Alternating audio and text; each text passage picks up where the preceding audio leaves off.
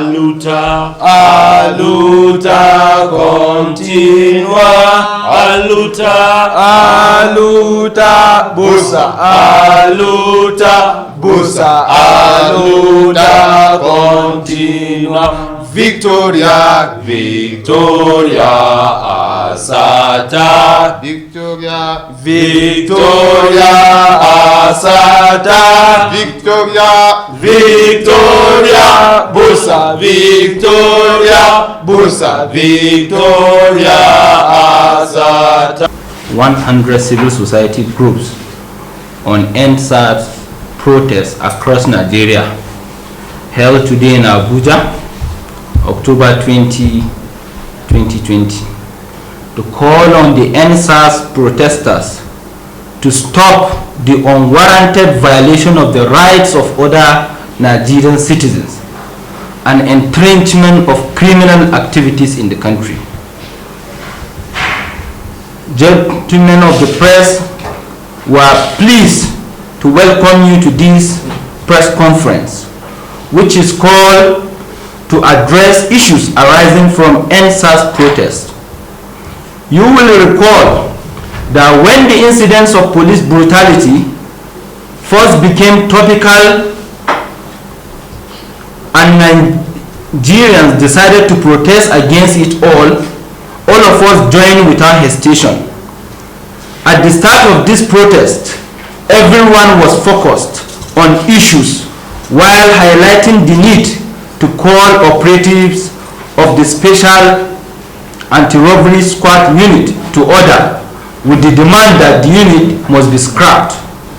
It was reassuring that the federal government and the Inspector General of Police were responsive by immediately scrapping SARS.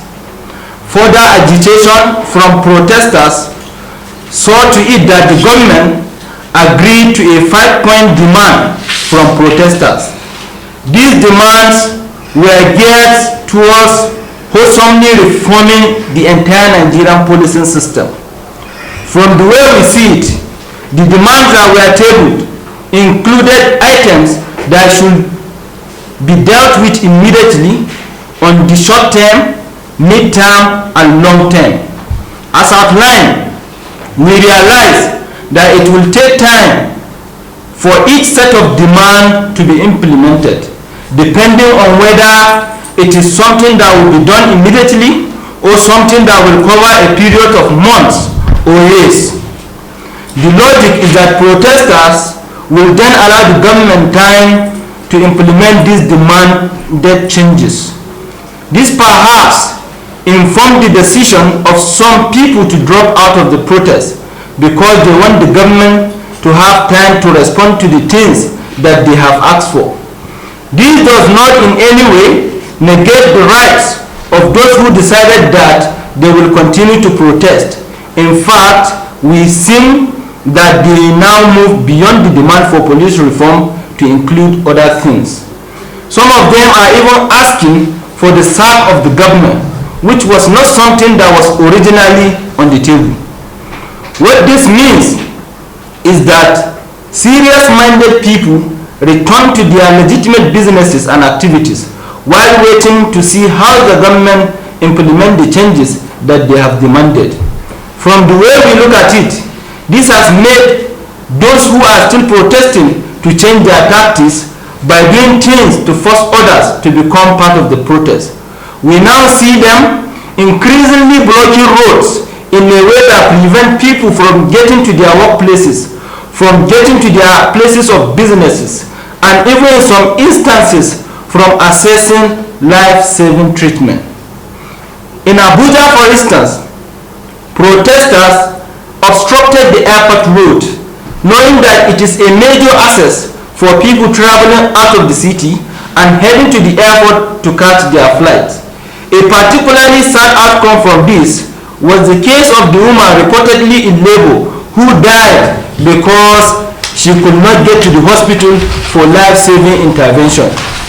In the same Abuja city, there are reported incidents of motorists getting their vehicles smashed by the unruly protesters.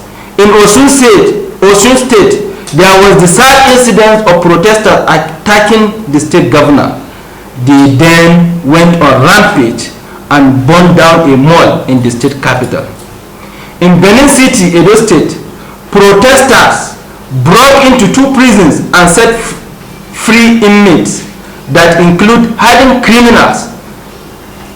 They killed 2 police officers and set numerous properties on fire. They also set up bonfires, obstructed free flow of traffic, and serially manhandled security operatives. In Ibadan State, protesters operandi. In other cases, the information we are getting is that protesters are randomly shooting at people, killing them, depriving them of their lives, apparently in their bid to frame law enforcement agencies to be responsible for killing protesters. This perverted strategy is intended to make the government appear as being repressive and the law enforcement agencies as engaging in human rights abuses. In reality, it is the protesters that are now involved in all these human rights abuses. They are the ones who obstruct people from having free access to move around. They are the ones who prevent people from seeking their daily livelihood. They are the ones beating people up. They are the ones destroying people's properties. And they are the ones depriving people of their means of livelihood. Where are the ones hacking into people's digital accounts and publishing private information of public office holders and government employees, thereby depriving people of their right to privacy. With the coalition of civil society groups numbering over 100 are therefore saying that EndSARS protesters must stop the growing cases of human rights abuses that are being recorded at their protests. We cannot be campaigning against right abuses and then become guilty of things that we are against. We like to conclude this briefing by stating that we are calling on leaders of all thought all over the world to prevail on EndSARS protesters to respect the rights of other Nigerian citizens.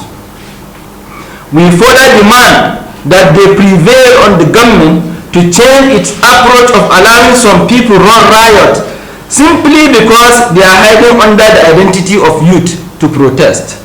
The government must step in to bring in law and order and also restore sanity to the protests, while the protesters continue to interfere with the ordinary citizens and stopping people from going about their legitimate businesses. This is most unfair, inhuman, and totally unacceptable. We call on the international community, the US ambassadors to Nigeria, the British High Commissioner to Nigeria, and all men of good conscience to call the errant members of these protests to order. We fear that these innocent citizens will be forced to defend themselves if nothing is urgently done. Thank you and God bless you all.